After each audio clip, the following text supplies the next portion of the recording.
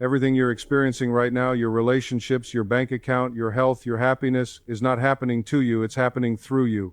Your subconscious mind is a faithful servant, perfectly creating the reality that matches the beliefs stored within it. And if you don't like what you're seeing in your life, I can tell you with absolute certainty there's a loop running in your subconscious that's creating it. Change the loop, and you change your life. It's that simple. It's that powerful. And it's exactly what I'm going to show you how to do right now. You see, most people live their entire lives never understanding this fundamental truth. They wake up each morning hoping today will be different, trying harder, pushing more, setting new goals, making promises to themselves. And yet, by the end of the day, by the end of the week, by the end of the year, they find themselves in exactly the same place, the same struggles, the same disappointments, the same feeling of being stuck in a reality they don't want but can't seem to escape. And they begin to believe that this is just who they are, that this is their fate, their destiny, their lot in life. But I'm here to tell you that this is absolutely not true. My friend, I want you to understand something that most people never realize in their entire lifetime. You have been trying to change your life from the outside. You've been working harder, setting new goals, making resolutions, reading books, attending seminars, trying new strategies, new techniques, new approaches, and yet somehow, the same patterns keep showing up. The same financial struggles where you work and work but never seem to get ahead. The same relationship problems where you attract the same type of person with different faces. The same feelings of not being enough, of somehow falling short, of watching others succeed while you stay stuck. And you've probably wondered, what's wrong with me? Why can't I break through? Why do I keep ending up in the same place no matter how hard I try? Why does everyone else seem to have the secret while I'm still struggling? And here's what makes it even more painful. You're not lazy, you're not stupid, you're not lacking in desire or motivation. In fact, you've probably tried harder than most people. You've read the books, listened to the teachers, followed the advice, you've set goals and made plans, you've visualized and affirmed, you've worked on your mindset, and still the same reality keeps showing up. It's exhausting, it's discouraging, and after a while you start to wonder if maybe this is just how it's supposed to be for you. Maybe you're the exception to the rule. Maybe you're just not meant to have what others have. But let me stop you right there. Because none of that is true. What's true is this. Let me tell you what's really happening, and I want you to listen carefully because this is going to change how you see everything. You are living in a subconscious loop, and until you understand how this loop works, and more importantly, how to reprogram it, nothing in your outer world will change permanently. You might have temporary victories, brief moments of success, times when things seem to be turning around, but then something happens. The money disappears. The relationship falls apart. The opportunity slips away. The old pattern reasserts itself and pulls you back to where you started, and you wonder, why does this keep happening to me? Here's why. The pattern isn't out there in the world. The pattern is in here, in your subconscious mind. Your subconscious is running a program, a recording, that was installed years ago, often when you were a young child. And that program is creating your reality automatically, day after day, without your conscious awareness. It's like having a thermostat set to a certain temperature. You can open the windows to cool the room down, but the thermostat will just kick the heat back on to return to the set temperature. You can try all sorts of external changes, but if the internal setting doesn't change, you'll always end up back at the same place. And here's what most people don't understand about this loop. It's not just about your thoughts. It's deeper than that.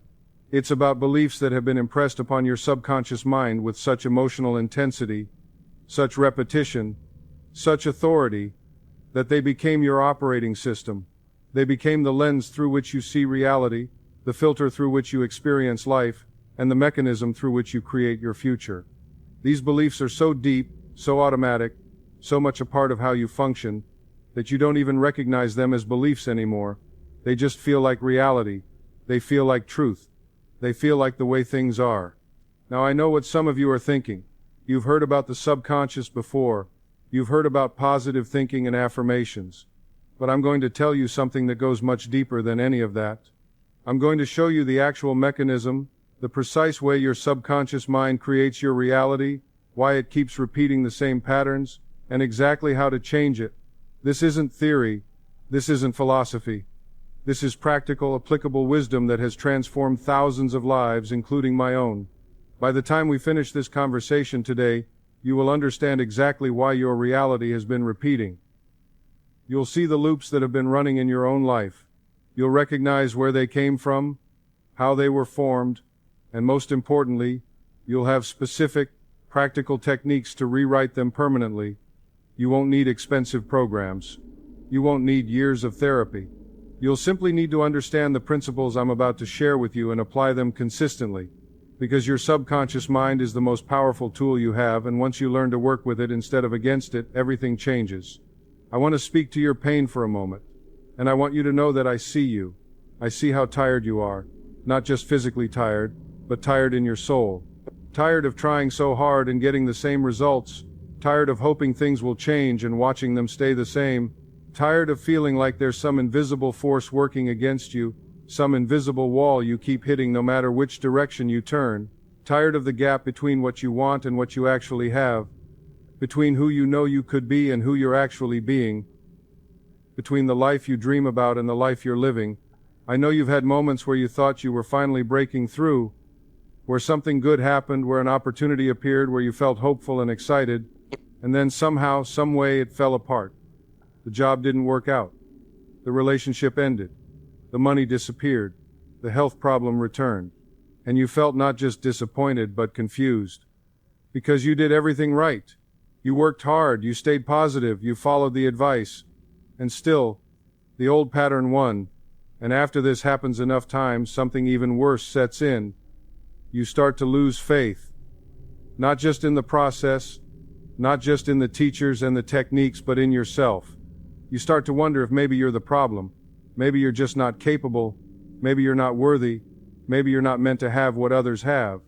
And this belief, this doubt, becomes another loop, another layer of programming that makes everything even harder. I see you comparing yourself to others, watching people who seem to have it easier, who seem to succeed effortlessly, who seem to have some secret you don't have access to. And you wonder, what's wrong with me?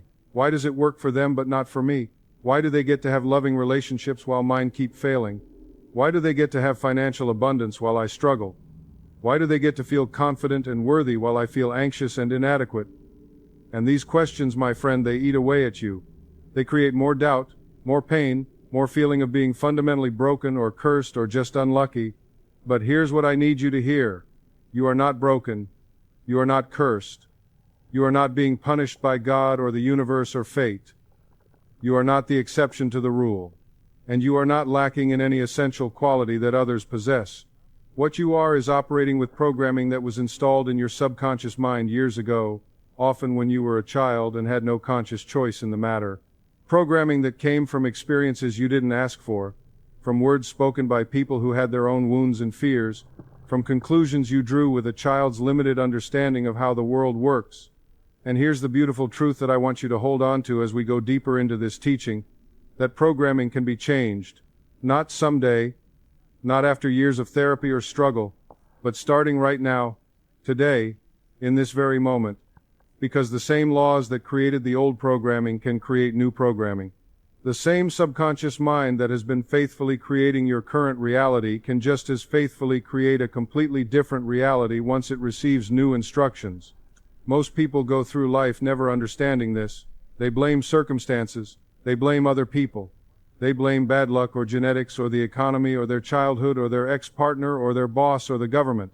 And while those things may play a role, while they may create challenges and obstacles, they are not the fundamental cause of your repeating reality.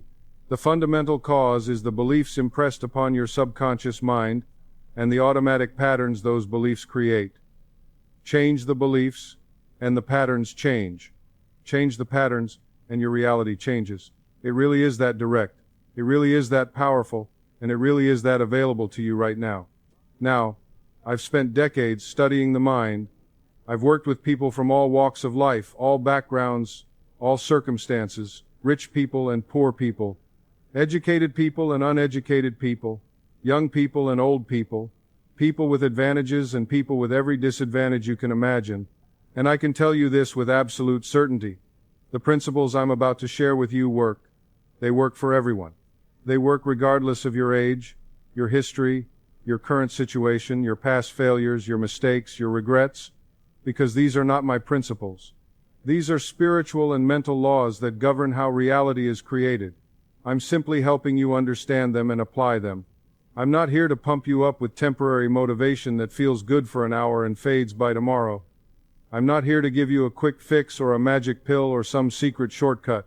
I'm here to give you understanding. Real, deep, transformative understanding of how your mind works, how your subconscious creates your reality moment by moment, and how you can deliberately and permanently reprogram it to create the life you truly desire. This is about lasting transformation, not temporary inspiration. This is about fundamental change at the level where change actually matters. So let me ask you to do something right now. Let go of the idea that you need to be different than you are. Let go of the judgment you've been carrying about yourself, the criticism, the shame, the feeling that you should be further along than you are. You are not the problem. You never were the problem. The programming is the problem, and programming can be changed. You are not defending your true self when you resist change. You're defending a false identity that was created by circumstances you didn't choose, by other people's opinions and projections, by painful experiences that taught you to believe things about yourself that simply aren't true. Your true self is infinite possibility. Your true self is the creative power of the universe expressing through you, unlimited and free, and that true self is about to be set free. Now, before I explain the mechanics of how the subconscious loop works, I want you to see this principle in action through real experiences, because understanding isn't just intellectual, it's emotional, it's visceral. When you feel the truth of these principles through real stories, when you recognize yourself in the experiences of others, your subconscious begins to accept these truths. Your resistance softens, your defenses lower, and the teaching can go deeper. Let me tell you about a man I once worked with. I'll call him James. James was a successful businessman by any external measure. He had intelligence, natural charisma, the ability to see opportunities where others saw obstacles. He could start a business from nothing and build it into something profitable. He had done this multiple times. But here's what was fascinating, and here's why James came to me in the first place. Every single time James made significant money, he lost it. And I don't mean gradually over time. I mean suddenly, dramatically, inexplicably. One time, a business partner he trusted completely embezzled from him, taking hundreds of thousands of dollars. Another time, he made an investment that he consciously knew was too risky, but he did it anyway and lost everything. Another time, unexpected expenses appeared out of nowhere, one after another, and wiped out his savings in a matter of months. It was like clockwork. Money came in, money went out. Build it up, lose it all, success, then failure, over and over again. And James came to me frustrated, angry, and deeply confused. He said, "Dr. Murphy, I know how to make money. I'm good at business. I understand how wealth is created, but I cannot keep it. It's like there's a hole in my pocket and everything drains away no matter what I do." And he had tried everything. He'd hired financial advisors. He'd read books on money management. He'd been more careful with his investments. He tried to protect himself from untrustworthy people. But still, the pattern continued. Make money, lose money. Make money, lose money. And he was exhausted. He was starting to believe that maybe he just wasn't meant to be wealthy. So I began asking him questions. Not about his business strategies or his financial knowledge or his money management skills. I asked him about his childhood, about his earliest memories of money, about what his parents taught him, directly and indirectly, about wealth. And at first James didn't see the connection. He said, "What does my childhood have to do with my current business problems?" But I asked him to trust me and answer the questions. And as we talked, something emerged. James told me that his father had been a factory worker, a union man, a hard-working person who never had much but was proud of his integrity.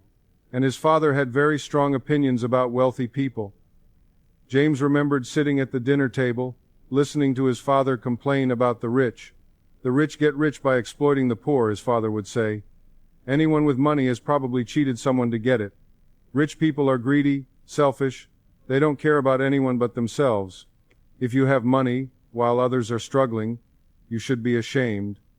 James heard these messages not once or twice, but constantly throughout his childhood. It was his father's fundamental worldview, and young James, sitting there at that dinner table, loved his father, respected his father, wanted his father's approval more than anything in the world. And in his child mind, a simple equation formed: rich people equal bad people, good people equal poor or working class people. And since he wanted to be good, since he wanted his father to be proud of him, since he loved his father and wanted to be like him, he concluded, if I become wealthy, I become what my father hated. I become a bad person. I become the enemy. I lose my father's approval. I betray everything he stood for. Now, consciously, as an adult, James didn't believe this. He could tell you intellectually that wealth isn't evil, that rich people aren't all greedy, that you can be both prosperous and moral, but that conscious understanding didn't matter, because the belief that was impressed upon his subconscious mind as a child, impressed with tremendous emotional intensity because it came from his father whom he loved, that belief was still running the show. It had become his operating instruction. It was the thermostat setting for his financial reality. So here's what happened. James's conscious mind wanted wealth. He worked for it. He created it. He pursued it. But his subconscious mind had a different program running underneath. And the subconscious always wins when there's a conflict between conscious desire and subconscious belief. Always. His subconscious said, wealth makes you bad, and we cannot be bad. We cannot betray Father's values. We cannot become the kind of person Father despised, so we must get rid of this money. We must sabotage this success. We must return to the level that feels safe, that feels moral, that feels aligned with who we're supposed to be. And sure enough, every time money accumulated, every time wealth began to build, his subconscious found a way to eliminate it, not consciously. James wasn't sitting there thinking I should sabotage myself now. It was automatic. It was the loop running in the background without his awareness. His subconscious would create what seemed like external circumstances. The untrustworthy partner. The risky investment that consciously he knew was wrong but subconsciously he was compelled to make. The unexpected expenses. All of these were his subconscious mind faithfully following its programming. Get rid of the money. Stay safe. Stay good. Stay aligned with Father's values. When James saw this, when he understood that his financial pattern wasn't about bad luck or poor judgment or being targeted by the universe, but about a childhood belief still controlling his adult life, everything began to shift. He could see the loop clearly for the first time. He could see how his subconscious had been trying to protect him, trying to keep him good in his father's eyes, trying to prevent him from becoming the kind of person his father had taught him to despise. The sabotage wasn't punishment. It was misguided protection. And once he saw this, we could begin the work of reprogramming. We impressed upon his subconscious a new belief. Wealth is good when used for good purposes. Wealth allows me to help others, to create jobs, to support my family, to contribute to causes I believe in. I can be both prosperous and generous. I can honor my father's values of integrity and kindness while also creating abundance. Having money doesn't make me greedy. What I do with money reveals my character, and I choose to use wealth in ways that serve and uplift others. We repeated this new belief evening after evening in the drowsy state before sleep. We impressed it with feeling and conviction, and gradually, over weeks and months, James noticed changes. First in his thoughts, the automatic guilt when money came in began to fade. Then in his decisions, he stopped making inexplicably poor choices with his investments. He stopped trusting the wrong people. He started making financial decisions from wisdom rather than subconscious sabotage. And then in his results, within 6 months, James not only accumulated wealth, but kept it. The loop was broken. The subconscious had new instructions, and his external reality shifted to match. The last time I heard from James, several years later, he had built substantial wealth and was using much of it for charitable purposes. He told me something beautiful. He said, Dr. Murphy, I finally understand what my father really wanted. He didn't want me to be poor. He wanted me to be a good man. And now I can be both wealthy and good. The old loop made me think I had to choose, but the truth is, I can honor my father's true values while also creating abundance. You see, my friend, your subconscious mind doesn't care if a belief is good for you or destroying you. It doesn't reason. it doesn't judge. It simply creates the reality that matches the belief. James's subconscious was actually trying to help him. It thought it was keeping him good, keeping him safe from becoming someone his father would despise, but in doing so, it was creating the very suffering he wanted to escape. This is the subconscious loop. This is how it works. The intention might even be protective, but the result is limitation and pain. Now let me tell you about a woman I'll call Sarah. Sarah was intelligent, successful in her career, attractive, and deeply desired a loving, committed relationship. But every single man she fell for, and I mean every single one, was unavailable in some significant way. Emotionally distant men who couldn't express feelings. Men who were married or seriously involved with someone else. Men who clearly stated from the beginning that they didn't want commitment or were only interested in casual relationships. Men who lived in other countries or were always traveling for work. Men who were emotionally wounded and unavailable for real intimacy. The details varied, but the pattern was always the same: unavailable. And Sarah couldn't understand it. She would come to me and say, "Dr. Murphy, I want love, I want a real partnership, I want someone who's present and available and ready for commitment. But I keep choosing men who can't give me that. Or maybe they're choosing me. I don't even know anymore. What's wrong with me? Why do I keep doing this?" And here's what made it even more painful for Sarah. She could see the pattern. She wasn't blind to it. After each relationship ended, she would promise herself that next time would be different. Next time she would choose someone available. She'd even start dating someone who seemed available, someone who said the right things, who seemed ready for commitment. But within weeks, or months, it would emerge that he wasn't really available after all. There was always something. An ex he wasn't over. A fear of commitment that hadn't been obvious at first. A workaholic tendency that meant he was never really present. It was like she had a homing beacon that only attracted unavailable men. So I asked her about her childhood, about her parents' relationship, and Sarah's face changed immediately. She knew exactly where this was going. She told me that her mother had spent Sarah's entire childhood longing for her father. Her father was present physically. He lived in the home. He came to dinner every night, but he was absent emotionally. He was cold, distant, always preoccupied with work or reading the newspaper or watching television. He rarely spoke to Sarah's mother. He showed no affection. He never asked about her day or her feelings or her dreams. Sarah's mother would try to connect with him, would try to get his attention, would try to create intimacy, and he would just shut down or walk away or respond with irritation. And Sarah, as a young girl, watched this dynamic play out every single day for 18 years. She watched her mother yearn for her father's attention. She watched her mother wait by the window for him to come home, hoping today would be different. She watched her mother cry late at night when she thought no one could hear. She watched her mother's entire emotional life revolve around trying to get love from someone who couldn't or wouldn't give it. And she watched her father remain distant, unmoved, unavailable year after year. And in Sarah's young mind a deep imprint was made, not through words, but through observation and emotion. Her subconscious mind, watching this relationship that her mother called love, recorded a template. This is what love looks like. Love is longing. Love is reaching for someone who's just out of reach. Love is waiting. Love is hoping. Love is yearning for attention that rarely comes. This feeling, this dynamic, this emotional experience became her subconscious definition of romantic love. Now, consciously as an adult, Sarah knew this wasn't healthy. She could tell you that real love should be mutual, available, reciprocal.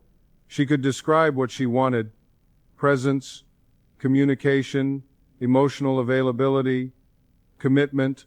But that conscious knowledge didn't matter when it came to who she was attracted to. Because attraction isn't conscious. Attraction is subconscious. And her subconscious was looking for the feeling it knew as love. The feeling of longing for someone unavailable. So what happened is this. When Sarah met an emotionally available man, a man who was present and interested and ready for commitment, he felt wrong to her. Not consciously wrong. She couldn't have told you why. He would seem perfect on paper. But there was no spark, no chemistry, no deep attraction. Why? Because he didn't match the template. He didn't create the feeling her subconscious associated with love. Available men felt boring, unexciting, maybe even suffocating.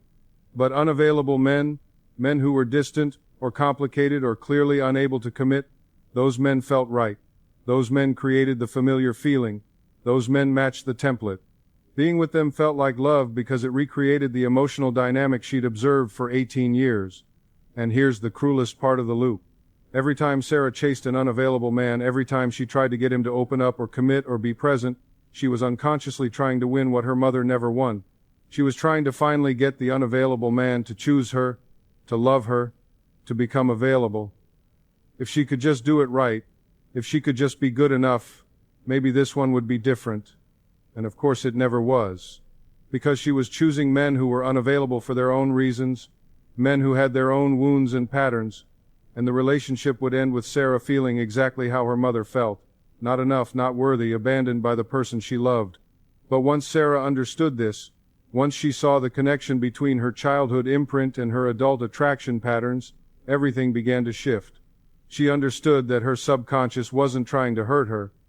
It was trying to experience what it knew as love. It was trying to recreate the familiar dynamic. And it was also, on some level, trying to heal the past by finally winning what her mother never won. But it was using a strategy that could never work. We worked on reprogramming her subconscious. We impressed upon it a new definition of love. Real love is presence, not absence. Real love is freely given, not withheld. Real love feels peaceful and secure, not anxious and painful. Love that requires constant chasing isn't love.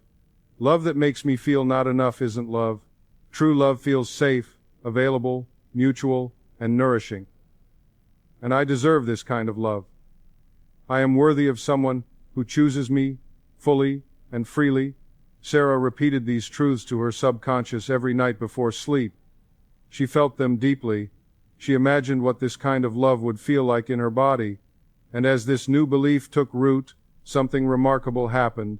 Her attractions began to shift. Men who were unavailable stopped seeming so interesting. The spark she used to feel for them diminished. And men who were available, men she would have dismissed as boring before, began to seem more attractive. The chemistry followed the new belief. Within 4 months, Sarah met a man who was emotionally healthy, available, and genuinely interested in commitment. And for the first time in her life, this felt right. Not because the relationship was perfect or without challenges, but because it matched her new programming. She told me later the strangest thing was that this relationship felt unfamiliar at first. I had to learn how to receive love that was freely given. I had to learn that peace and security are what love should feel like, not anxiety and longing. It took time to adjust to available love. But once I did, I couldn't believe I had settled for anything less. This, my friend, is the power of understanding and reprogramming the subconscious loop. Sarah didn't need to work harder at dating. She didn't need new techniques for meeting men or playing games to keep their interest. She needed to change the subconscious belief that was directing her choices at the deepest level. And once that belief changed, her external reality changed naturally, automatically, without force. Let me give you another example, because I want you to see how this plays out in different areas of life. A young man I'll call Michael. Michael was talented. He had abilities, intelligence, and opportunities. People saw his potential. He was offered good jobs, admitted to prestigious schools, presented with business opportunities. But he could never finish anything. And I mean anything. He'd start a job with great enthusiasm, genuine excitement about the work and the possibilities. He'd work hard, show up early, go above and beyond. His bosses would notice. They'd talk about promotion, about leadership opportunities, about his bright future with the company, and then, just when success was within reach, something would happen. Michael would make a serious mistake, or he'd stop showing up, or he'd get into conflicts with coworkers, or he'd just quit suddenly with no other job lined up, even when it made no logical sense. The same pattern played out in his education. He'd start college, excel in his classes, impress his professors. Then in the final semester, he'd stop attending, stop turning in assignments, and drop out. He did this 3 times at 3 different schools, always the same pattern. Strong start, building momentum, approaching completion, then self-destruction right before the finish line. He tried to start businesses. He'd have good ideas, create business plans, begin implementing them. He'd get initial customers, start making money, build momentum, and then he'd sabotage it. He'd miss important meetings with potential investors, He'd make impulsive decisions that hurt the business. He'd just lose interest suddenly and let everything fall apart. And this pattern had followed Michael his entire adult life. He was now 30 years old and had a resume full of unfinished projects, abandoned opportunities, and unfulfilled potential. And he came to me not understanding why he did this. He said, "Dr. Murphy, I want to succeed. I'm not lazy. I'm capable of hard work. I know I have potential. But every time I get close to actually achieving something, I destroy it. It's like I pull the rug out from under myself. I sabotage my own success. And I don't know why. I don't understand what's wrong with me." So we looked at his childhood, as we always do. And Michael told me about his family structure. He was the younger of two brothers. His older brother had been the achiever in the family, the golden child, the success story. His brother had excelled in school, been the star athlete, gotten into a top university, made the family proud, and Michael remembered feeling like he could never measure up, like he would always be in his brother's shadow. But here's what was most significant. When Michael's brother graduated high school and left for college, everything in Michael's family changed. And not for the better. His parents, who had stayed together for the kids, who had been unhappy but functioning, finally fell apart. They filed for divorce within months of his brother leaving. The family home was sold. Michael, who was 10 years old at the time, moved with his mother to a small apartment in a different town. He left his school, his friends, his neighborhood, everything he knew. His father, feeling guilty about the divorce, threw himself into work and became largely absent from Michael's life. The family as Michael knew it completely disintegrated, and in his 10-year-old mind, Michael made a connection. A false connection, but to a child's logic it made perfect sense. When people succeed and leave, the family breaks apart. When someone achieves and moves on, everything stable and secure disappears. Success equals loss. Achievement equals abandonment. His brother succeeded, his brother left, and the family fell apart. The causal connection seemed clear to young Michael's mind, so Michael's subconscious, trying to protect him, developed a strategy. Don't succeed, don't achieve. Don't reach the point where you might leave or others might leave or stability might be threatened. Stay in the middle. Start things but don't finish them. Show potential but never fulfill it. Why? Because the subconscious had learned that completion leads to departure, and departure leads to loss of everything that matters. Better to fail safely than to succeed and lose your foundation. And for 20 years, that strategy played out perfectly. Every time Michael approached success, every time he neared completion of something significant, his subconscious activated the protection mechanism. It created anxiety, doubt, and self-sabotaging behaviors. It whispered, "If you succeed, you'll have to leave, and if you leave, everything will fall apart, and you'll be alone. Better to fail now, while you still have some control over it, than to succeed and face the consequences." The subconscious didn't recognize that Michael was now an adult, not a 10-year-old child. It didn't recognize that his success wouldn't cause his family to fall apart because that had already happened for entirely different reasons. It didn't recognize that achievement doesn't equal abandonment, that he could succeed and still maintain his relationships and connections. The subconscious was still operating on 10-year-old logic, still trying to protect 10-year-old Michael from a threat that no longer existed. Once Michael understood this, once he saw that his self-sabotage wasn't weakness or character failure but his subconscious trying to protect him based on childhood conclusions, everything shifted. He could look at his pattern with compassion instead of judgment. He could thank his subconscious for trying to keep him safe, even while recognizing that the strategy was no longer serving him. We worked on reprogramming. Michael impressed upon his subconscious new truths. I am safe to succeed. Success doesn't mean abandonment. I can achieve and still be connected to the people I love. My achievement strengthens my relationships, rather than threatening them. I am allowed to complete things. I am allowed to fulfill my potential. My success doesn't hurt anyone. My success doesn't require me to leave anyone behind. I can succeed and stay connected. He repeated these truths with deep feeling night after night, allowing them to sink into his subconscious mind, and gradually, the sabotage pattern began to weaken. The anxiety that used to overwhelm him when he approached completion became manageable. The urge to quit before finishing started to fade. For the first time in his life, Michael was able to override the old impulse. He enrolled in school again, and this time, even when the old fear arose in the final semester, he pushed through. He completed his degree at age 32, and something beautiful happened. His family relationships didn't fall apart. In fact, they became stronger. His mother was proud. His father, who had been distant, reached out to congratulate him. His brother, far from being threatened, was genuinely happy for him. Michael's success brought his family together rather than tearing them apart, proving that the childhood belief had been false all along. Michael told me later something that I've never forgotten. He said, "The subconscious is like a loyal dog who learned one time that you get hurt when you go near a certain place, and from then on, the dog does everything it can to prevent you from going there. It's not trying to hurt you, it's trying to protect you. But it's protecting you from a danger that doesn't exist anymore. Once you understand that, you can retrain the dog. You can show it that the danger has passed, that it's safe to move forward now." Do you see the pattern in these stories, my friend? Do you see how the conscious mind wants one thing while the subconscious creates another?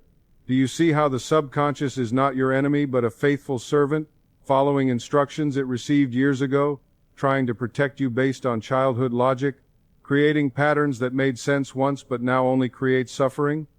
This is what I mean by the loop. Your subconscious has a recording. That recording plays automatically beneath your awareness. It creates automatic thoughts, which create feelings, which drive actions, which produce results, and those results confirm the original belief. Round and round it goes, creating the same reality over and over and over again, while you consciously wonder why nothing ever changes.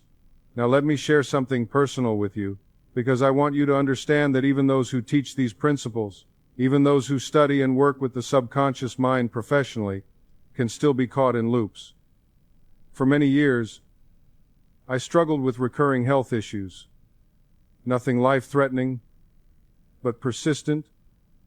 Digestive problems, fatigue, minor ailments that would resolve for a while and then return. And I prayed. I used the very principles I taught others. I sought medical treatment. I tried different diets and health practices. And yet, these issues kept returning in cycles. And I began to wonder, why am I creating this? What belief is driving this pattern? Because I knew enough to know that my outer condition reflected my inner state, that my body was responding to beliefs held in my subconscious. But what belief? I couldn't see it. I examined my thoughts about health. I checked for fears about illness. I looked for childhood experiences around sickness. Nothing obvious appeared. And then, during a period of deep meditation and self-examination, I discovered it. Deep in my subconscious, buried beneath layers of other beliefs, was something I hadn't consciously recognized. A belief formed in my early religious training. The belief that suffering proves devotion. That difficulty demonstrates the sincerity of your faith. That ease and comfort might mean you're not serious about spiritual life. That you're taking the path of least resistance. That you're spiritually lazy or complacent. And my subconscious, trying to prove my spiritual worthiness, trying to demonstrate that I was serious and devoted, kept creating just enough physical challenge to show that I wasn't taking the easy path. It was humbling to discover this in myself. Here I was, teaching others about subconscious programming, and I had my own loop running that I hadn't even seen. But it was also liberating, because once I saw it, once I brought it into conscious awareness, I could begin to reprogram it. I could speak to my subconscious with new truth. I impressed upon my subconscious mind a different understanding. God does not require suffering as proof of faith. The divine doesn't need me to be in pain to believe I'm devoted. Divine love is freely given, and I can freely receive it. Perfect health is my natural state, not because I've earned it through difficulty, but because it's my birthright as an expression of divine life. Ease and well-being don't mean I'm spiritually lazy. They mean I'm aligned with the natural flow of divine love. My body is a temple, and temples should be strong and healthy, not perpetually struggling. I repeated these truths to myself with deep conviction, with feeling, allowing them to sink into my subconscious. And as that new belief took root, as it replaced the old programming, something remarkable happened. My health issues began to resolve. Not through force or struggle or trying harder. Through natural unfolding of the new programming, my body responded to the new belief just as it had responded to the old one. The only difference was the content of the belief itself. I share this personal story because I want you to understand several things. First, These loops can affect anyone, regardless of knowledge or experience or spiritual development. It doesn't matter how much you know about the subconscious mind. If you have a belief running counter to what you consciously desire, that belief will create results that match it. Second, awareness alone doesn't break the loop. I had to not just become aware of the belief, but actively reprogram it with new truth. And third, when you do reprogram successfully, the change happens naturally, not through force. My body healed because the belief that was creating the illness was replaced with a belief that supported health. Let me tell you one more story before we move into the deeper teaching about the mechanics of the subconscious. A woman came to me who had discovered something that both disturbed and fascinated her. She had been examining her life and realized she was in a financial struggle. Nothing dramatic, just a constant stress about money, a feeling of never having quite enough, of always being worried about bills and expenses. And she mentioned this to her mother during a phone call, and her mother said something like, "Well, you know, money has always been tight in our family. That's just how it is for us." And something clicked for this woman. She asked her mother, "Was it tight for Grandma too?" And her mother said, "Oh yes, your grandmother worried about money her entire life, never had enough. Always stressed about it." And this woman began to investigate. She talked to relatives. She looked at family history. And she discovered that this pattern of financial struggle, this ceiling on wealth, this constant stress about money, had existed in her family for at least 3 generations that she could trace. Her great-grandmother had struggled. Her grandmother had struggled in exactly the same way. Her mother was struggling, and now she was struggling. And she saw that her daughter, who was now a teenager, was already starting to show the same patterns, already talking about money the same way, already exhibiting the same scarcity thinking. It wasn't genetic. There was no DNA of poverty. It was mimetic. The beliefs had been passed down like family heirlooms. Each generation observed the previous generation's relationship with money, absorbed their beliefs, learned their patterns, and unconsciously recreated the same reality. The grandmother's belief that there's never enough became the mother's belief, became her belief, and was now being transmitted to her daughter, not through explicit teaching but through observation, through emotional transmission, through the automatic process of how children absorb their parents' worldview. And this woman made a decision in that moment. She said to me, "This stops with me. I am going to be the one who breaks this generational loop. My daughter will not inherit this struggle. I'm going to do whatever it takes to reprogram my own subconscious and consciously teach my daughter different beliefs about money and abundance." And she did the work. She identified the specific beliefs that had been passed down through her family line. Beliefs like money is hard to come by, you have to struggle to survive, there's never quite enough, if you have money someone else doesn't, and that's wrong, wealthy people are greedy or lucky or they cheated, people like us don't have money, and on and on.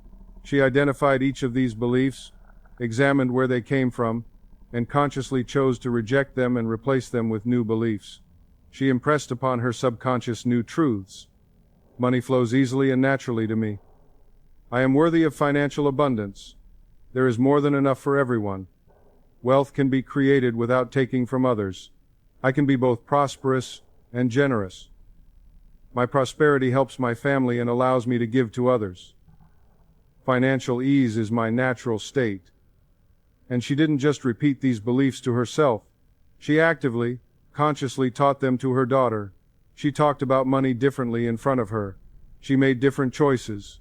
She changed the entire family narrative about wealth and abundance. And 2 years later, when I saw her again, the transformation was remarkable. Not only had her own financial situation stabilized and grown, not only was she no longer living with constant money stress, but her daughter had absorbed the new beliefs. Her daughter talked about money with confidence and possibility rather than fear and limitation.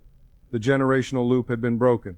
The pattern that had affected at least 4 generations ended with her decision to reprogram her subconscious and consciously create a new legacy. This is what's possible when you understand the subconscious loop, my friend. You don't just change your own life. You can break patterns that have affected your family for generations. You can be the one who stops the cycle. You can be the one who rewrites the story for everyone who comes after you. This is the power we're talking about. This is the level of transformation that's available to you. Now you've seen the loop in action through these real experiences. You've felt how it works. You've recognized the patterns. And perhaps you've seen glimpses of your own loops in these stories. Perhaps you felt that moment of recognition where you think, oh, that's me, that's what I've been doing, that's the pattern I've been living. And if you have, that's good. That recognition is the first step. Because you cannot change what you cannot see. Awareness must come before transformation. Now let me explain exactly what's happening in your mind at the mechanical level.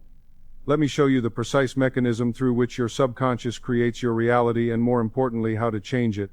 You have two minds, not two physical brains, but two distinct functions of consciousness working together to create your experience of life.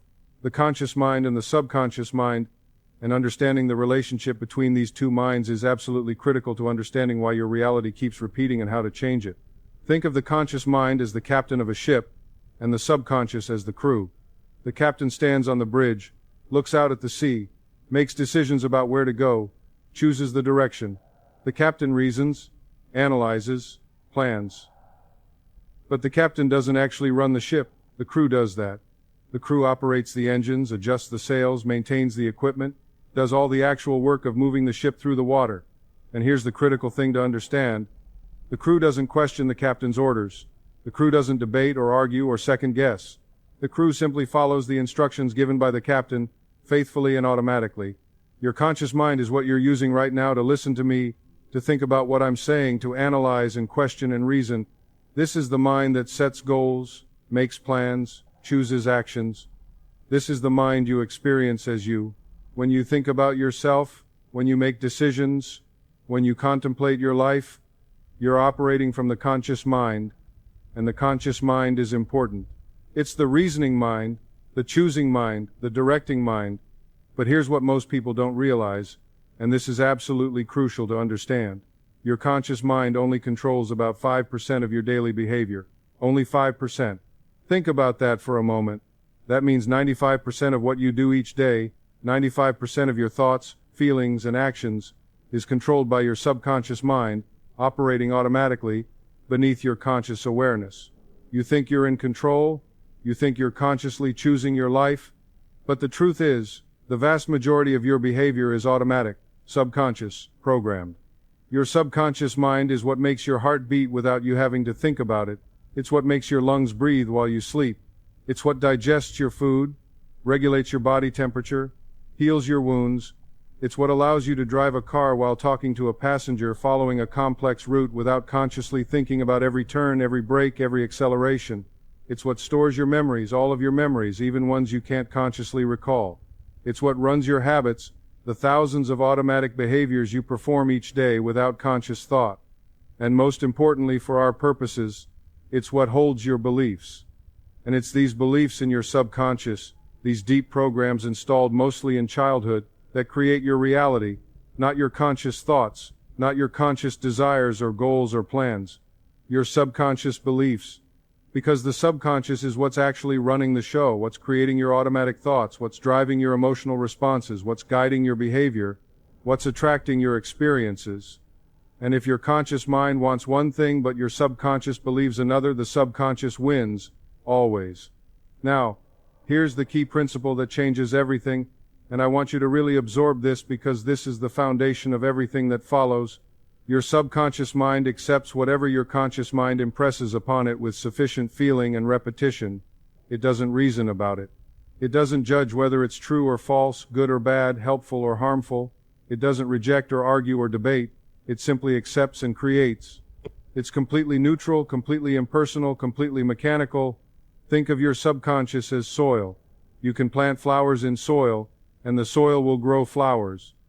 You can plant weeds, and the soil will grow weeds. You can even plant poison, and the soil will grow poison. The soil doesn't care. It doesn't have preferences. It doesn't say, oh, you planted weeds, but I think I'll grow flowers instead because that would be better for you.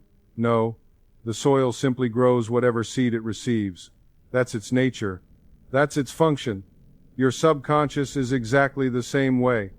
If you impress upon it beliefs of abundance, through feeling and repetition, it creates abundant experiences in your life. It guides you toward opportunities. It helps you notice possibilities. It creates what we call luck or synchronicity. If you impress upon it beliefs of lack, it creates experiences of scarcity. It guides you away from opportunities, it makes you miss possibilities, it creates what we call bad luck or obstacle. If you impress upon it beliefs of worthiness and self-love, you attract loving relationships, respect from others, opportunities that honor your value. If you impress upon it beliefs of unworthiness or not enoughness, you attract rejection, disrespect, situations that confirm your lack of value. It's mechanical, it's lawful, it's completely impersonal. This is why I can tell you with absolute certainty that these principles work for everyone. Your subconscious doesn't care about your history, it doesn't care about your past failures or mistakes. It doesn't care about your age or education or background or where you were born or what advantages or disadvantages you've had. It simply creates based on the beliefs impressed upon it right now, in this present moment. Give it new beliefs, and it will create new results. It's that direct, it's that reliable, it's that democratic. This is the most democratic power in the entire universe. It plays no favorites, it doesn't work better for some people than others. It doesn't care if you're rich or poor, young or old, educated or uneducated. It works the same way for everyone who understands and applies the principle, and this should give you tremendous hope. Because it means that no matter what your past has been, no matter how stuck you feel right now, no matter how many times you've failed or struggled, you can change your reality by changing the beliefs impressed upon your subconscious mind. But here's what you need to understand about how these beliefs got into your subconscious in the first place. Because you didn't consciously choose most of them. You didn't sit down as a child and say, I think I'll believe that money is scarce, or I'm not good enough, or love hurts. These beliefs were impressed upon you, mostly before you even had the capacity for critical thinking. From birth until about age 7, your mind is in what scientists and researchers call a hypnagogic state, or what's sometimes called the theta brainwave state. It's the same state adults enter in deep meditation or hypnosis, or in those drowsy moments just before falling asleep. In this state, your critical thinking filter hasn't developed yet. There's no gatekeeper saying, wait, let me analyze this before I accept it as truth. Everything just goes straight in. You're like a sponge, absorbing everything around you without question, without filter, without the ability to reject or reason about what you're receiving. Everything your parents say, not just to you but around you, goes into your subconscious as truth. Everything your teachers tell you becomes part of your programming. Everything you observe in your environment, every argument you witness, every expression of stress or fear or joy or love, everything is being recorded and interpreted by your child mind. And these recordings become your beliefs about how life works, what you can expect, what's possible for you, who you are, and what you deserve. And this isn't just what people told you directly, like if you don't work hard you won't succeed, or money doesn't grow on trees, or stop crying or you'll never amount to anything. It's deeper than that. It's what you observed and the conclusions you drew on your own. If you grew up in a home where your parents constantly fought about money, where there was always stress and tension around finances, where you heard them say things like we can't afford that, or money doesn't come easy, or there's never enough, you didn't just hear those words. You felt their fear. You absorbed their stress. You experienced their tension. And your child mind made conclusions. Money is scary. Money causes problems. There's never enough. Financial security doesn't exist. For people like us, it's dangerous to want more because wanting creates suffering. These conclusions became beliefs. And these beliefs were impressed upon your subconscious with tremendous emotional intensity, not through repetition of words, but through repeated emotional experience. And once they were impressed, they became your operating instructions for life.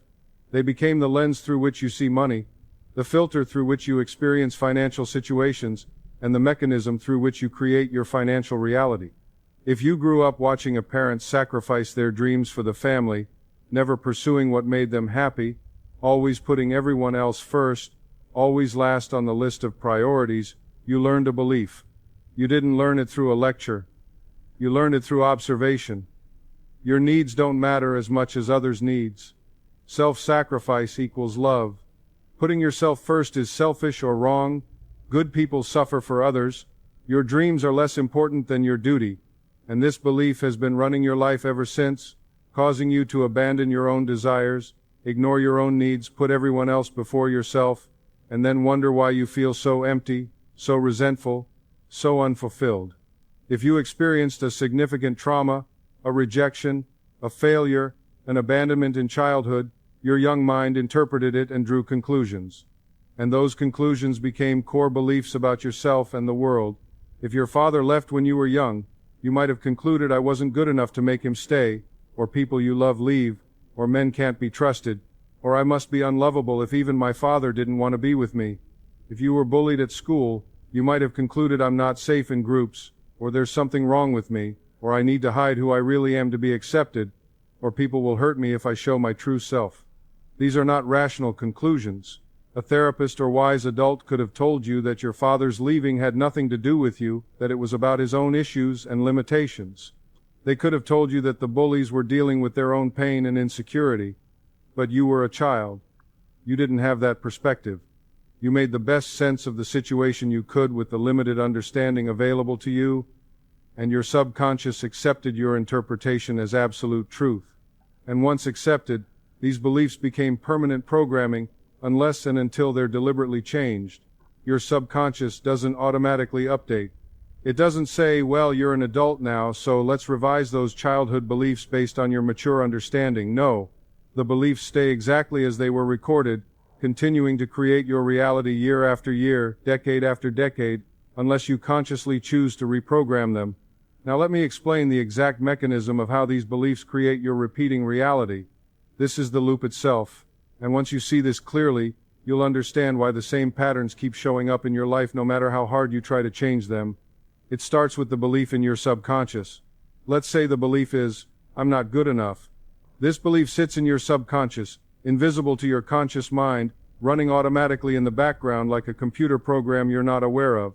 And this belief creates automatic thoughts.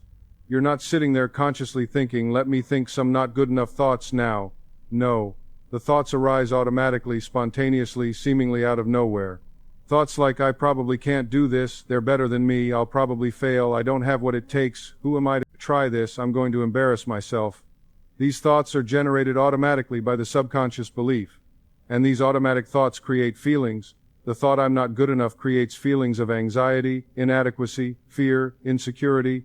Your body responds to the thought with stress chemicals, with tension, with the entire physiological response of feeling threatened or unsafe, and these feelings drive your actions.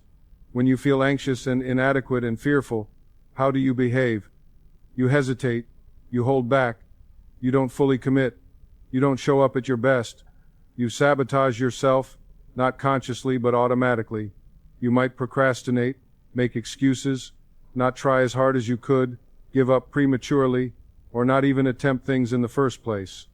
And these actions, driven by the feelings, driven by the thoughts, driven by the original belief, produce results. You don't get the promotion, the relationship doesn't work, the business fails, you don't achieve what you wanted, and these results do something critical. They confirm the original belief. Your conscious mind looks at these results and says, see, I knew I wasn't good enough, I was right. This proves it. And the belief gets stronger, the neural pathway gets deeper. The pattern becomes more entrenched, and the loop continues. Next time a similar situation arises, the same belief creates the same automatic thoughts, which create the same feelings, which drive the same actions, which produce the same results, which further confirm the belief. Round and round it goes, creating the same reality over and over and over again. Each repetition of the loop makes it stronger.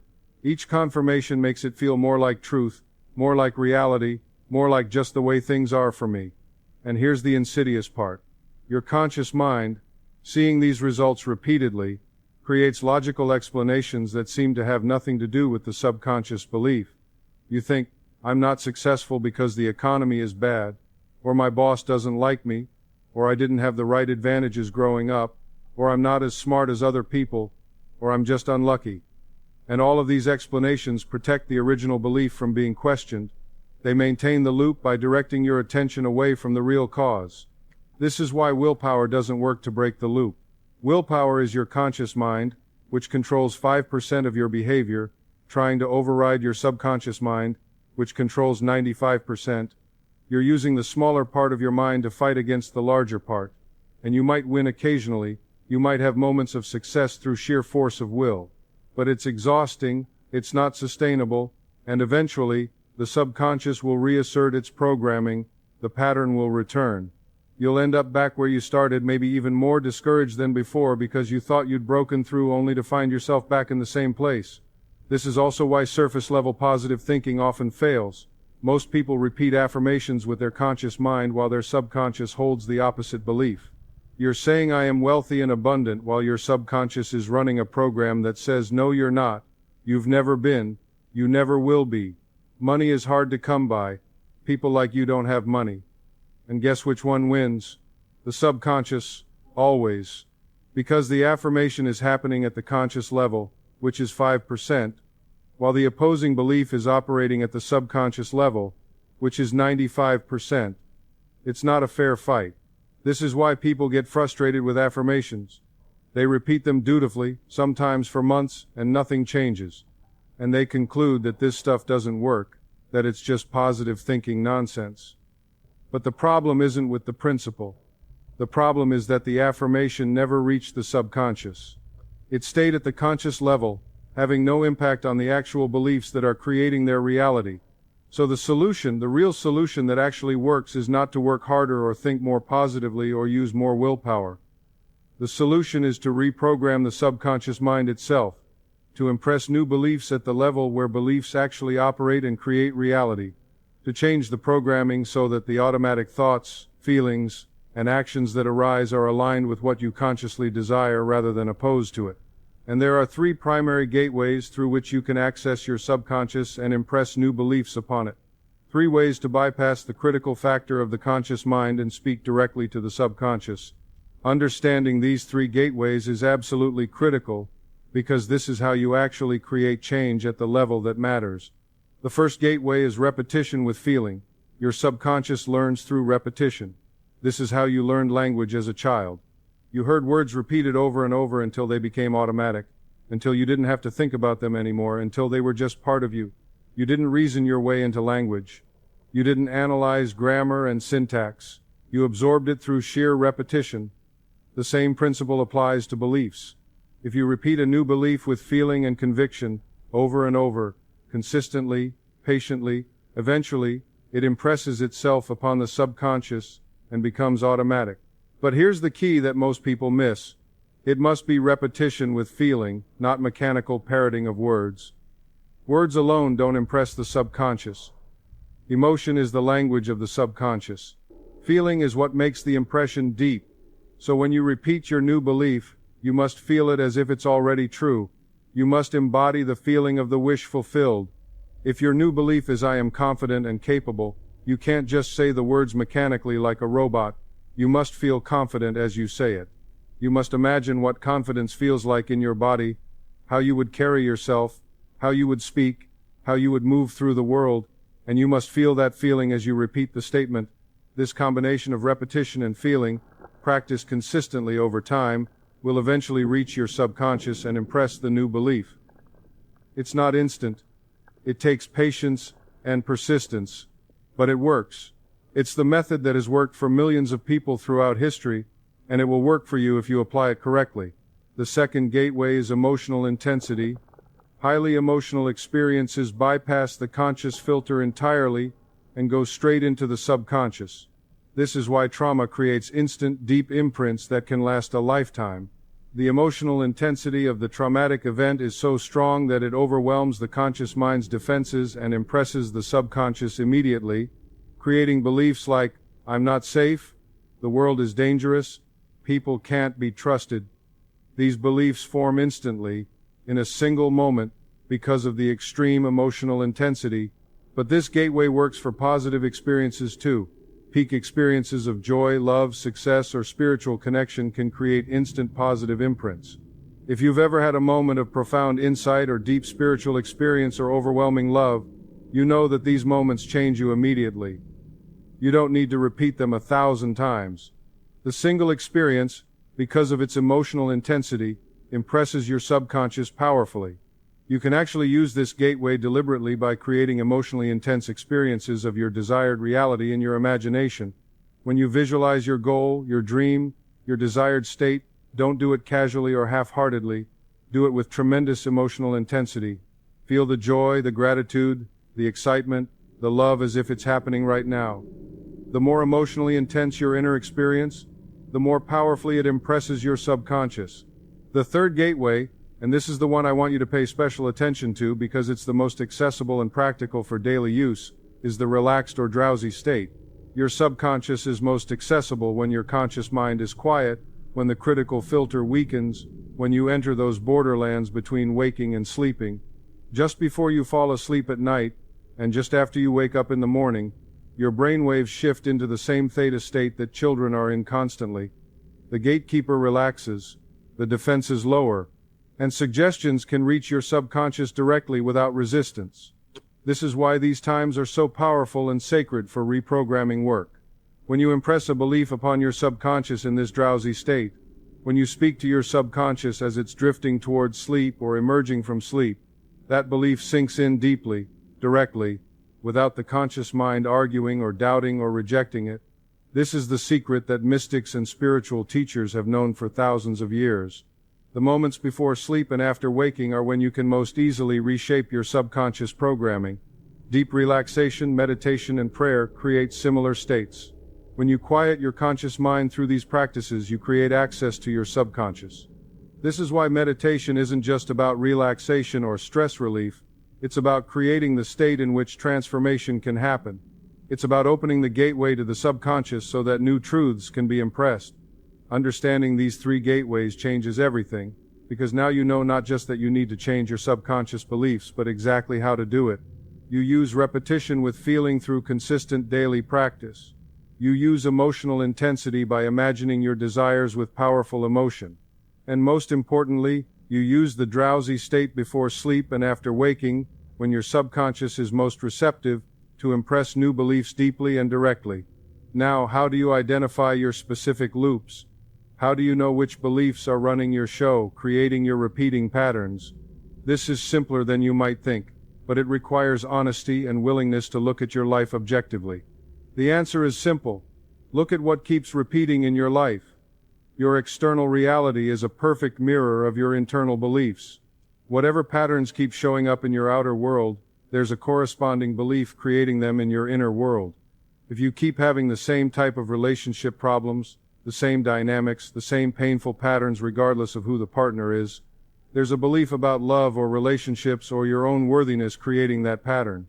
If you keep hitting the same financial ceiling, if money comes and goes but you can never move past a certain level, there's a belief about money or deserving or safety creating that limitation. If you keep experiencing the same health issues, if your body keeps manifesting the same kinds of problems, there's a belief about your body or safety or deservingness creating those conditions. If you keep encountering the same career blocks, the same obstacles to advancement, the same feeling of being stuck or unrecognized, there's a belief about success or capability or worthiness creating those barriers. The pattern in your outer life is the clue to the belief in your inner life. And here's a powerful question to ask yourself when you identify a pattern. What would I have to believe to keep creating this result? If my relationships keep ending in betrayal, what would I have to believe? Maybe I'm not trustworthy deep down, so I attract people who mirror that back. Maybe I believe everyone eventually betrays you, so I create situations that confirm it. Maybe I believe I don't deserve loyalty, so I unconsciously push people to prove it. If my money keeps disappearing no matter how much I make, what would I have to believe? Maybe I don't deserve financial security. Maybe money is somehow wrong or evil and I need to get rid of it. Maybe having money while others struggle is shameful. The belief might not be obvious at first. It might be hidden beneath layers of other thoughts and justifications. But if you ask the question honestly and listen for the answer, if you get quiet and allow your deeper knowing to surface, the belief will reveal itself. Often, it will surprise you. You'll think, I didn't know I believed that. But once you see it, once you bring it into conscious awareness, you'll recognize how it's been operating all along. And here's something important to understand. You'll often find multiple loops running simultaneously in different areas of your life. You might have one set of beliefs creating your financial reality, another set creating your relationship patterns, another affecting your health, another influencing your career. Each loop has its own origin, its own childhood imprint or formative experience. Each one needs to be identified and reprogrammed. But don't feel overwhelmed by this. You don't have to work on everything at once. Choose one area, one pattern, one loop that feels most pressing or painful or limiting. Focus your reprogramming work there first. Once you break one loop, once you see that this actually works, you'll have the confidence and understanding to address the others. Now let me address something that comes up for almost everyone when we talk about changing these patterns. The loop feels like you. It's been running for so long, it's been creating your reality for so many years that you've come to identify with it. You say things like, I'm just not good with money, or I'm just an anxious person, or I'm just unlucky in love, or I'm just not the successful type, and these statements feel true. They feel like descriptions of who you are at your core. But they're not. They're descriptions of the programming you're running. There's a huge difference. You are not the loop. You are not the beliefs. You are not the programming. Your true nature, your essential self, is infinite possibility, unlimited potential, pure creative consciousness. You are the awareness that can observe the loop and choose to change it. You are the captain, not the programmed behavior of the crew. The loop is like an application running on your phone. It's software, not hardware. It's not the phone itself. You can delete the app without deleting the phone. You can change the program without destroying yourself. In fact, you must change the program if you want to express your true self, because the current program is limiting and distorting who you really are. But I understand the fear that arises when we talk about changing these deep patterns. There's a fear that says, if I'm not this anxious, struggling, limited person, then who am I? If I let go of these familiar patterns, even though they're painful, what's left? It's like asking, if I'm not the character I've been playing, then what's my role? And the answer is, you become yourself. Your true self. Not the programmed version, but the authentic, unlimited version that's been waiting beneath the programming all along. And here's what's beautiful about this. You're not losing yourself. You're finding yourself. The program patterns were never you to begin with. They were just beliefs you absorbed, conclusions you drew, recordings you made based on limited childhood understanding. Letting them go doesn't erase you. It reveals you. The real you that's been hidden beneath the programming your entire life. Now let me give you the specific, practical techniques that will reprogram your subconscious mind and break the loop forever. These are not complicated. They're simple. But simple doesn't mean easy, and it doesn't mean instant. The old loop has momentum. It has years or decades of repetition behind it. It has created deep neural pathways, strong patterns, familiar grooves. Your subconscious will resist change at first because change, even positive change, feels unsafe to the subconscious. The known, even if painful, feels safer than the unknown. This is why consistency matters more than intensity. It's better to practice these techniques for 5 or 10 minutes every single day than to have one dramatic session for an hour and then do nothing for a week. The subconscious learns through steady, repeated impression, not through intense but sporadic effort. Think of it like watering a plant. A little bit of water every day will make the plant thrive. Dumping a gallon of water on it once a week will just flood it and possibly kill it. Steady, consistent, patient application is what creates lasting change. The first and most important practice is the evening reprogramming ritual, and this should become absolutely non-negotiable in your life. Every single evening, before you go to sleep, you're going to use the gateway of the drowsy state to impress new beliefs upon your subconscious. Here's exactly how to do it. Sit or lie down comfortably somewhere you won't be disturbed. This could be in your bed, in a comfortable chair, anywhere that allows you to relax completely. Close your eyes. Take several slow, deep breaths. As you breathe out, imagine tension draining from your body. Feel your muscles relaxing, starting with your feet and moving up through your legs, your torso, your arms, your shoulders, your neck, your face. Let your body become heavy, loose, completely at ease. Don't force this. Don't strain. Just breathe and allow the relaxation to happen naturally. As your body relaxes, your mind will begin to quiet. Thoughts will still arise, and that's fine. Don't fight them. Just let them pass like clouds in the sky. You're not trying to achieve some perfect meditative state. You're simply creating a relaxed, receptive condition where your conscious mind releases its tight control and your subconscious becomes accessible. When you feel deeply relaxed, when your body is heavy and your mind is quiet and drowsy, this is the moment. This is when your subconscious is listening. Now, you're going to state your new belief as present fact, not as future hope, not as something you want or wish for. as something that is already true right now? This is critical. Your subconscious doesn't respond to future tense. It responds to present tense statements that feel real right now. So instead of saying I want to be confident, or I will be confident someday, or I hope to become confident, you say I am confident and capable right now.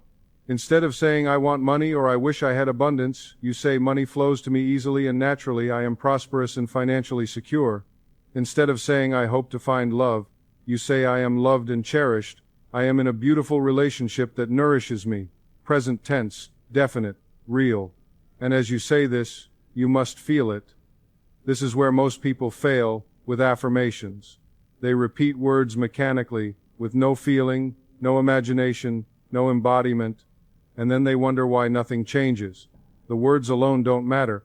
The feeling is what impresses the subconscious. So when you state your new belief, you must simultaneously imagine what it feels like to live this belief. What would confidence feel like in your body? How would you breathe? How would you stand? How would you move if you were truly confident? Feel that right now. Don't wait for the external world to make you feel it. Generate the feeling from within, right now in this moment. What would financial abundance feel like? That sense of security, of ease, of freedom, of having more than enough? Feel it. What would it feel like to be loved deeply and unconditionally? That warmth, that safety, that sense of being seen and valued? Feel it now. Your subconscious doesn't know the difference between a vividly imagined experience and a real one. If you create the feeling state strongly enough in your imagination, your subconscious accepts it as real and begins to create external experiences that match it. Repeat your statement slowly, with feeling, with conviction, 3 to 5 times, not quickly, not mechanically. Each repetition should be felt deeply, savored, embodied. Let the words and the feeling merge into one complete experience, and then release it. Don't grab onto it. Don't worry about whether it's working. Don't analyze or doubt or question. Just let it go, like a seed planted in soil. Trust that it's sinking into your subconscious mind, being absorbed, being accepted, and then fall asleep. Let the last thing in your consciousness be this feeling, this belief, this reality you're impressing upon your subconscious. As you drift into sleep, your subconscious continues to work on this impression, deepening it, accepting it, beginning to reorganize your reality around it. This is why the moments before sleep are so sacred and powerful. You're literally programming your subconscious with the last impression it receives before entering the sleep state. Do this every single night without exception for at least 30 days. I don't care how tired you are, how busy your day was, how late it is. Make this non-negotiable. Because your subconscious needs consistency, it needs repetition. One night doesn't create lasting change. 3 nights don't do it. But 30 nights, 60 nights, 90 nights of consistent impression, and that new belief will root itself so deeply in your subconscious that it becomes automatic. And when it becomes automatic, your external reality begins to shift to match it. Not through force, not through struggle, but through the natural outworking of the new programming. The second practice is what I call the pattern interrupt technique, and this is something you do throughout your day whenever you notice the old loop showing up. Throughout your day, you're going to become aware of when the old pattern arises. You'll recognize it by the familiar thought, the familiar feeling, the familiar impulse or behavior. Maybe it's the thought I can't do this when faced with a challenge. Maybe it's the feeling of anxiety in a social situation. Maybe it's the urge to spend money you don't have, or to withdraw emotionally from your partner, or to sabotage yourself just when things are going well. Whatever your particular loop is, whatever form it takes, you'll start to recognize it. And the moment you notice it, the instant you become aware that the old pattern is running, pause, take a conscious breath. Create a little space between the trigger and your response, and say to yourself silently or out loud, "This is the old loop, not reality." Name it specifically. This is my not good enough loop. This is my scarcity loop. This is my fear of rejection loop. This is my self-sabotage loop. By naming it, you create psychological distance from it. You're observing it rather than being consumed by it. You're recognizing that this is a pattern, a program, not the truth of who you are or what's actually happening. This simple act of naming and recognizing begins to weaken the loop's power over you. And then, consciously choose a different response, even a small one, even a symbolic one. You don't have to completely override the pattern. You're not trying to fight it with willpower. You're simply choosing differently in this moment. If the loop says don't try, don't speak up, don't take the risk, choose to try anyway in some small way. Raise your hand in the meeting. Send the email. Make the phone call. Take one small action that contradicts the old pattern. If the loop says withdraw, isolate yourself, push people away, choose to reach out instead. Send a text. Make plans. Stay present even though every fiber of your being wants to retreat. If the loop says spend the money impulsively, choose to wait 24 hours. If the loop says eat the whole box of cookies to numb your feelings, choose to sit with the feelings for 5 minutes first. You're not trying to be perfect. You're not trying to never have the old impulse arise. You're simply creating a new choice, a new pathway, a new possibility. And each time you make this new choice, even in a small way, you're weakening the old neural pathway and strengthening a new one. You're teaching your subconscious that there are other options, other ways of responding, other possibilities beyond the familiar pattern. At first, the old pathway is like a deep groove, a well-worn road that your mind travels automatically. The new pathway is just a faint trail, barely visible. But with repetition, with each new choice, the new pathway gets a little clearer, a little stronger, a little more established, and the old pathway, lacking reinforcement, begins to fade. Eventually, if you keep choosing the new way, the new pathway becomes the automatic route, and the old one becomes the faint trail that you no longer travel. This takes time. This takes patience. The old pattern has years or decades of momentum behind it. You're not going to override it in a day or a week. But you will override it if you keep making the new choice, if you keep interrupting the old pattern, if you keep creating new responses. It's inevitable. It's how the brain works. New patterns replace old patterns through repetition and conscious choice. The third practice is the morning impression technique, and this is the bookend to your evening practice. Just as the moments before sleep are powerful for programming your subconscious, so are the first moments after waking. When you first wake up, before you fully return to normal consciousness, you're in that same theta state, that same receptive condition where your subconscious is accessible. So the very first thing you do when you wake up, before you check your phone, before you think about your problems, before you start your to-do list, before you even get out of bed is this. While you're still drowsy and relaxed, state your intention for the day. Not your tasks or appointments. Your way of being. How you want to show up. What energy you want to embody. Today I move through life with confidence and ease. Today abundance flows through me in expected and unexpected ways. Today I am open to love and connection. Today I handle challenges with wisdom and grace. Today I trust myself and the universe. Whatever statement aligns with your desired reality, state it clearly while you're in this receptive morning state. And again, feel it. Don't just say words. Feel what it would be like to move through your day this way. What would confidence feel like? What would ease feel like? What would trust feel like? Generate that feeling right now, before your day begins. Let it fill your body, and then carry that feeling into your first activities. This morning impression sets the tone for your entire day. It programs your subconscious with an intention, a direction, a quality of consciousness that will influence everything that follows. What you impress in the morning, you express throughout the day. It's like tuning an instrument before playing it. You're tuning your consciousness to a specific frequency before engaging with the world. Make this non-negotiable. Before your day officially begins, before the world makes its demands on you, take 2 or 3 minutes to program your mind with how you want to show up. This simple practice, combined with the evening practice, creates a powerful container for transformation. You're impressing your subconscious twice daily, at the 2 most receptive times, with the reality you're choosing to create. The fourth practice is evidence collection, and this trains your subconscious to notice proof that your new beliefs are becoming real. Each evening, either in a journal or just mentally, identify 3 pieces of evidence from your day that your new belief is manifesting. This is absolutely crucial because your subconscious learns through confirmation and reinforcement. Here's what happens with the old belief. Your subconscious has been filtering your experience to find evidence that confirms it.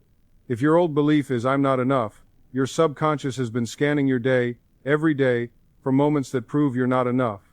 Someone didn't return your call? Proof you're not enough. You made a mistake at work? Proof you're not enough.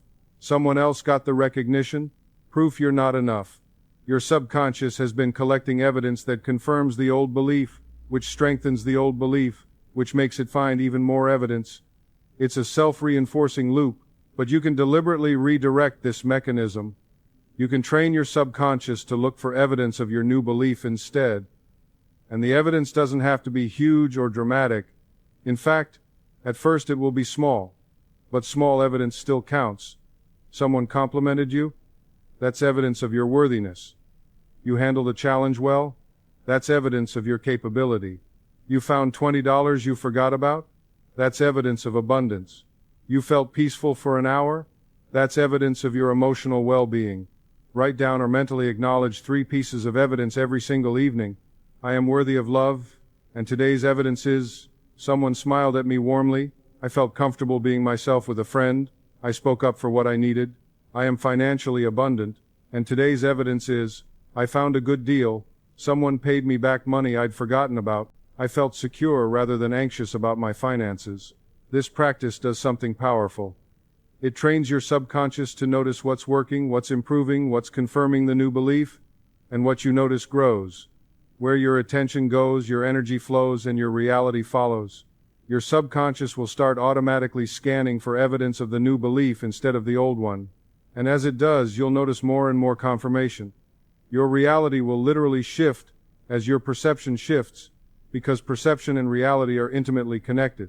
Within weeks of consistent evidence collection, you'll be amazed at how much your experience has changed, not because the world suddenly became different, but because you're noticing different aspects of the world. You're filtering your experience through the new belief instead of the old one. And this reinforces the new belief, which makes it stronger, which makes your subconscious create even more experiences that confirm it. It's the same self-reinforcing loop, but now it's working in your favor. The 5th and final practice is gratitude in advance, and this is perhaps the most powerful technique I can give you. Every evening before sleep, in that same drowsy state where you're doing your reprogramming work, express gratitude for what you desire as if it's already manifest. This is not about being grateful for what you currently have, though that's also valuable. This is about being grateful for the reality you're creating, speaking of it in present tense as if it already exists. Instead of I hope to be healthy someday, you say thank you for my vibrant health, thank you for my strong body, thank you for the energy and vitality that flows through me. Feel the gratitude as if your health is already perfect. Instead of I want a loving relationship, you say thank you for my beautiful relationship, thank you for the love I share with my partner, thank you for the connection and intimacy we enjoy.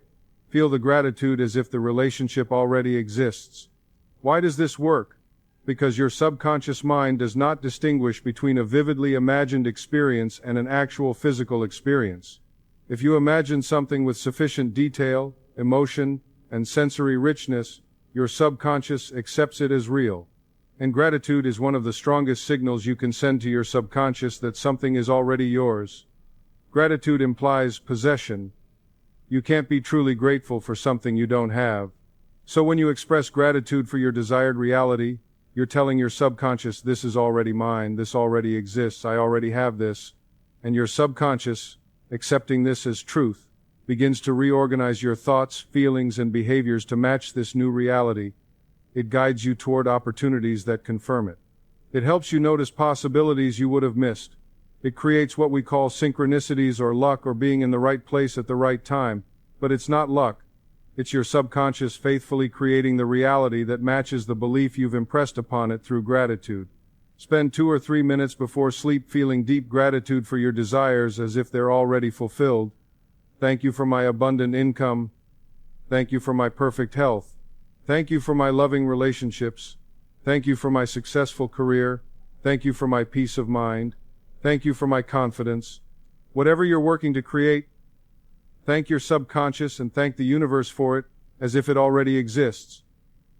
Feel the emotion of gratitude deeply. Let it fill your body, and then release it and fall asleep in that state of grateful acknowledgement. This practice combines all 3 gateways. It uses the drowsy state for access to the subconscious.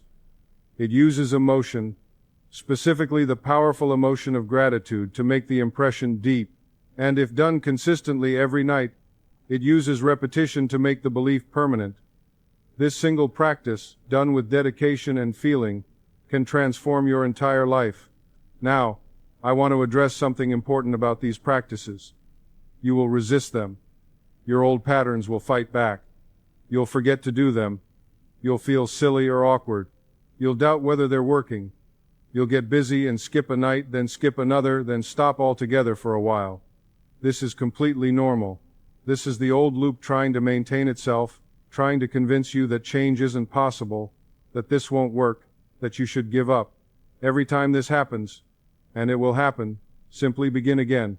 No judgment, no self-criticism, no story about how you failed or you're not disciplined enough or this proves you can't change. Just begin again. Today, right now, this very evening, the power is always in the present moment, in the choice you make right now. Your past efforts don't matter. What matters is whether you choose to practice tonight, to impress your subconscious tonight, to plant a seed tonight. And don't look for instant results. Don't check every day to see if your life has magically transformed. Your subconscious is like a garden. You plant seeds, you water them consistently, and then you wait. You trust the process. You know that beneath the surface, invisible to your conscious mind, changes are happening. Roots are growing. Structure is forming. And eventually, in its own time, the plant breaks through the surface and you see the results. Some people see changes within days of starting these practices. They notice their thoughts shifting, their feelings changing, new opportunities appearing. For others, it takes weeks or months. It doesn't matter how long it takes. What matters is that you remain consistent with the practices, that you keep impressing the new beliefs upon your subconscious, and that you trust the process. The law is always working. Your subconscious is always creating. Give it new instructions through these practices, and it will create new results. It's inevitable. It's how the mind works. My friend, let me bring all of this together for you now. Let me summarize what we've covered so that you can leave this conversation with complete clarity about what to do next. Your reality keeps repeating, not because you're unlucky, not because you're broken, not because you're being punished, not because God has forgotten you or the universe is against you. Your reality repeats because there is a loop, a recording, a program playing in your subconscious mind. That loop was created years ago, most likely in childhood, when your mind was wide open and accepted beliefs without question. Those beliefs came from your parents, your environment, your experiences, your observations, and once they were impressed upon your subconscious, they became your operating instructions for life. These beliefs create automatic thoughts. The thoughts create feelings. The feelings drive your actions. The actions produce results. And the results confirm the original beliefs, strengthening them, making the loop more powerful, creating the same reality over and over again. This is why your life feels stuck. This is why the same patterns keep showing up regardless of how hard you try to change them from the outside. But now you understand the mechanism. You see how the loop works. And more importantly, you know how to change it. Your subconscious mind is not your enemy. It's your faithful servant. It has been creating exactly what it was programmed to create. And the beautiful, liberating truth is this: you can reprogram it. You can impress new beliefs upon your subconscious mind through the 3 gateways of repetition with feeling, emotional intensity, and the relaxed state. You can use the 5 practices I've given you to deliberately and systematically change your subconscious programming. And once those new beliefs take root, once they become the dominant programming in your subconscious, they will create new automatic thoughts, new feelings, new actions, and new results. Your reality will shift not through force or struggle or trying harder, but through the natural outworking of the new programming. This is not magic. This is not wishful thinking. This is law. Spiritual law and mental law working together. And this law works for everyone who applies it, without exception. It doesn't matter what your past has been. It doesn't matter how long the old pattern has been running. It doesn't matter how stuck you feel right now or how many times you've tried and failed in the past. The moment you begin to reprogram your subconscious with new beliefs, the loop begins to weaken. The moment the new belief takes root, your reality begins to shift.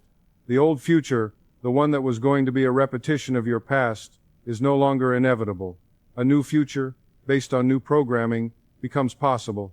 So tonight, before you sleep, I want you to do this practice with me. I want you to commit to this, get comfortable, relax your body, quiet your mind, and when you're in that drowsy receptive state, say this with me with feeling, with conviction. My subconscious mind is now accepting new beliefs of abundance, worthiness, and perfect health. The old loops are dissolving. The old patterns are releasing their hold on me. I am free from the programming of the past. I am free to create a new reality. I am worthy of every good thing I desire. I am capable of transforming my life. What I impress upon my subconscious with feeling and faith becomes my lived reality. My thoughts are creative. My beliefs are powerful. And I choose to believe in my unlimited potential. I choose to believe in abundance. I choose to believe in love. I choose to believe in my own worthiness and capability. And so it is. And so it is. And so it is. Say this with me now. Feel it in your body. Let it sink into your subconscious mind. Believe it. Know it. Embody it.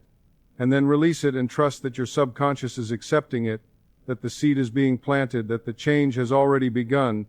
If this message resonated with you, if you felt the truth of these principles, if something inside you recognized that this is the answer you've been looking for, I ask you to do 3 simple things. First, subscribe to this channel, because there is so much more wisdom to share with you. So many more teachings, so many more principles, so many more techniques that can deepen your understanding and accelerate your transformation. Don't let this be the end of our conversation. Let it be the beginning. Subscribe so that we can continue this journey together. Second, if this video helped you understand why your reality has been repeating, if it gave you clarity and hope and a practical path forward, give it a like. This helps other people who are trapped in their own loops find this message. Your like might be the thing that brings this teaching to someone who desperately needs it, someone whose life could be transformed by understanding these principles. So like this video not just for yourself but for them. And third, leave a comment below. Tell me, what loop have you recognized in your own life? What pattern keeps repeating? What insight did you gain from this teaching? Share your experience. Not just for me, but for the thousands of other people who will read the comments, who will see your words and realize they're not alone in their struggle, who will find courage in your honesty. The comments section becomes a community of transformation when people share authentically. So add your voice, tell your truth, ask your questions, share your journey. Remember, my friend, and I want you to really take this in, you are not your past. You are not your patterns. You are not the programming that's been running your life. You are the infinite creative power of the universe expressing through human form. You are consciousness itself, aware and awake and capable of choosing new beliefs and creating new realities. The loop ends the moment you decide to reprogram it. Not someday, not when conditions are perfect. Right now, tonight, this very moment. Within you lies the power to change everything, the power to rewrite your story, the power to break generational patterns, the power to become who you were always meant to be before the programming obscured your true nature. That power is not outside you. It's not in a technique or a teacher or a program or a product. It's in you. It always has been. These teachings simply help you access it, direct it, use it deliberately. So go now with this knowledge. Go with this understanding. Go with these practices. Apply them consistently. Trust the process. Be patient with yourself, and know that your best reality is not behind you. It's not some distant future possibility. It's being created right now, in this very moment, by the beliefs you choose to hold in your subconscious mind. Until we meet again, I wish you perfect health in body, mind, and spirit. I wish you abundant prosperity that flows to you easily and naturally. I wish you loving relationships that nourish your soul. I wish you peace that surpasses understanding. And most of all, I wish you the awareness that you are the creative power behind your life, and that within you lies everything you need to transform your reality completely. Go in peace. Go with faith. Go with the deep knowing that your life is about to change because you now understand the subconscious loop and you now have the power to break it forever.